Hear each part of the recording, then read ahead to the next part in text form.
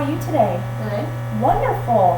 Well, today we are going to be working on making three-word sentences using a subject is verbing at the end.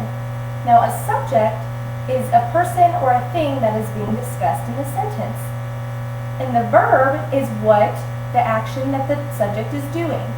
Now, we want to make sure that we add ing onto the back of our verbs because it makes our sentence present tense, which means it is happening right now. So, the reason that we want to do this is because it will make our speech more intelligible and it will make our listeners understand exactly what we are meaning by our sentences. So, what we are going to be doing today is reading the book Chrysanthemum.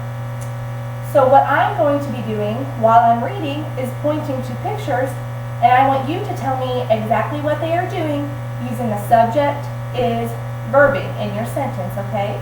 Okay. Okay, so I'm going to give you an example. I'll be reading and I'll point to something like this, and I will say, what is she doing?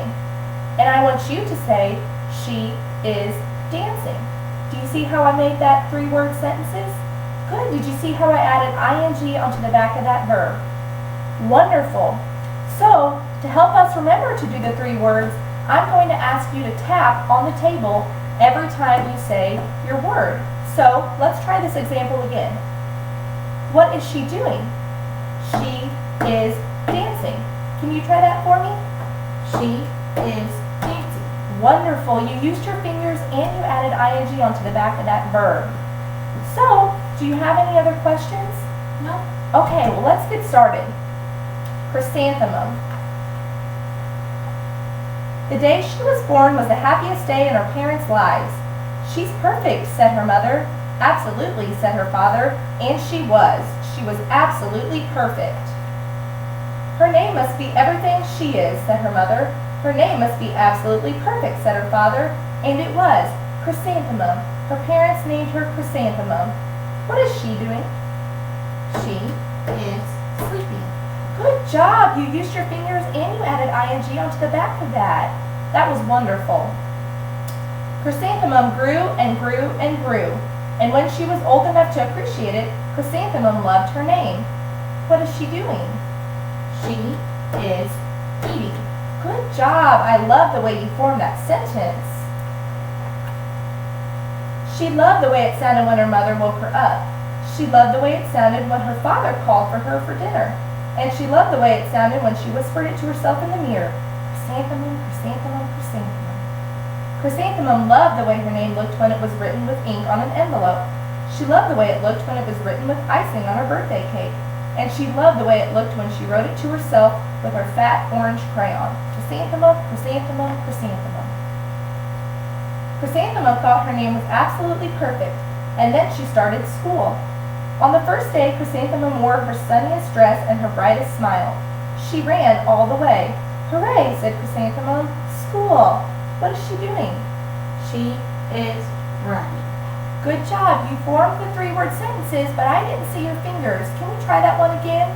What is she doing? She is running. Good job. You made sure to use your fingers that time. I really like how you did that. But when Miss Chud took roll call, everyone giggled upon hearing Chrysanthemum's name. Do you know what giggling means? Laughing. Good job. It does mean laughing. So, what is he doing? He is laughing. Wonderful. I like how you remembered to use your fingers and you added ing to the back of that verb. It's so long, said Joe. It scarcely fits on your name tag, said Rita, pointing. I'm named after my grandmother, said Victoria. You're named after a flower. Chrysanthemum wilted. She did not think her name was absolutely perfect. She thought it was absolutely dreadful. Can you tell me what she's doing? She is pointing. Good. Oh, I don't know if I heard the ing on the back of that pointing. Okay, let's try that one again. She is pointing. Good job. I love the way you added that ing onto the back of that verb. You are working so hard. The rest of the day was not much better. During nap time, Victoria raised her hand and informed Miss Chud that Chrysanthemum's name was spelled with 13 letters. That's exactly half as many as there are in the entire alphabet, Victoria explained. Thank you for sharing that with us, Victoria, said Miss Chudd. Now put your head down. If I had a name like yours, I'd change it, Victoria said, as the students lined up to go home. I wish I could, thought Chrysanthemum miserably. Welcome home, said her mother and father. School is no place for me, said Chrysanthemum. My name is too long, it scarcely fits on my name tag, and I'm named after a flower. Oh, pish, said her mother, your name is beautiful, and precious and priceless and fascinating and winsome, said her father. It's everything you are, said her mother. Absolutely perfect, said her father. Can you tell me what she's doing? She is crying. Good job. You're really making sure that you're adding your 3-word sentences. I really appreciate that. Chrysanthemum felt much better after her favorite dinner, macaroni and cheese with ketchup, and an evening filled with hugs and kisses and parcheesi. That night, Chrysanthemum dreamed that her name was Jane. It was an absolutely pleasant dream. The next morning, Chrysanthemum wore her most comfortable jumper. She walked to school as slowly as she could. She dragged her feet in the dirt. Chrysanthemum, Chrysanthemum, Chrysanthemum, she wrote. She even looks like a flower, said Victoria as Chrysanthemum entered the playground. Let's pick her, said Rita, pointing. Let's smell her, said Joe. Chrysanthemum wilted. She did not think her name was absolutely perfect. She thought it was absolutely dreadful. Can you tell me what she is doing right there? She is pointing. Good job. I love how you're using your fingers. The rest of the day was not much better. During nap time, Victoria raised her hand and said, "A chrysanthemum is a flower. It lives in the garden with worms and other dirty things." "Thank you for sharing that with us, Victoria," said Miss Chudd. "Now put your head down." "I just cannot believe your name," Victoria said as the students lined up to go home. "Neither can I," thought Chrysanthemum. "Welcome home," said her father. "Welcome home," said her mother. "School is no place for me," said Chrysanthemum. "They said I even looked like a flower. They pretended to pick and smell me." "Oh, pish," said her mother. "They're just jealous, and envious and begrudging and discontented and jaundiced," said her father. "Who wouldn't be jealous of a name like yours?" said her mother. "After all, it's absolutely perfect," said her father. Chrysanthemum felt a trifle better after her favorite dessert, chocolate cake with buttercream frosting, and an evening filled with hugs and kisses and parcheesi. Can you tell me what he is doing? I don't know. Okay, well, let's see. So we know that it's a he, right? That's the subject. And what, do you know what that is? A book. That is a book. Good job. So maybe, could he be reading? Good job. Now, if that is reading, how would you add ing to the end of that? He is reading. Good job. You put the subject in there and the verb, and you added the ing onto the end of that. Can we try that one again? What is he doing? He is reading. Good job. You used your fingers and you put the subject and the verb in there. That was a wonderful job. That night, Chrysanthemum dreamed that she really was a chrysanthemum. She sprouted leaves and petals. Victoria picked her and plucked the leaves and petals one by one until there was nothing left but a scrawny stem. It was the worst nightmare of Chrysanthemum's life. Chrysanthemum wore her outfit with 7 pockets the next morning. She loaded the pockets with her most prized possessions and her good luck charms. Chrysanthemum took the longest route possible to school. She stopped and stared at each and every flower. "Chrysanthemum, chrysanthemum, chrysanthemum," the flowers seemed to say. The next morning, the students were introduced to Miss Twinkle, the music teacher. Her voice was like something out of a dream, as was everything else about her. The students were speechless. They thought Miss Twinkle was an indescribable wonder. They went out of their way to make a nice impression. What is she doing? She is singing. Good job. You used your subject and your verb, and you put ing onto the back of that verb. Miss Twinkle led the students in scales. Then she assigned roles for the class musical. Victoria was chosen as the dainty fairy queen. Rita was chosen as the spiffy butterfly princess. Joe was chosen as the all-important pixie messenger, and Chrysanthemum was chosen as a daisy. "Chrysanthemum's a daisy, chrysanthemum's a daisy," Joe, Rita, and Victoria chanted, thinking it was wildly funny. Chrysanthemum wilted. She did not think her name was absolutely perfect. She thought it was absolutely dreadful. "What's so humorous?" asked Miss Twinkle. "Chrysanthemum," was the answer. "Her name is so long," said Joe. "It scarcely fits on her name tag," said Rita, pointing. "I'm named after my grandmother," said Victoria, "and she's named after a flower." My name is long, said Miss Twinkle. It is, said Joe.